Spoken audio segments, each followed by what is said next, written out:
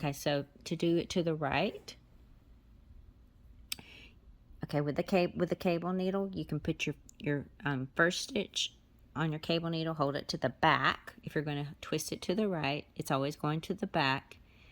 You're going to knit the first stitch, or knit the next stitch that is on your knitting needle through the back loop, like that. And then you're going to knit the stitch on your cable needle just regularly. And that's what that looks like. So if you want to do it without the cable needle,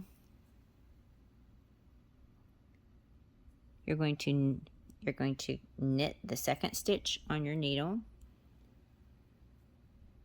regularly, like this. And then you're going to knit the first stitch through the back loop, like that, and then pull them off. And let me show you what they look like. So see, you got the right stitch going over the front. See how that front stitch is over the right stitches. It's a right leaning. See, the front stitch is going over, and the other ones in back, they look the same. I actually think it looks neater without the cable needle.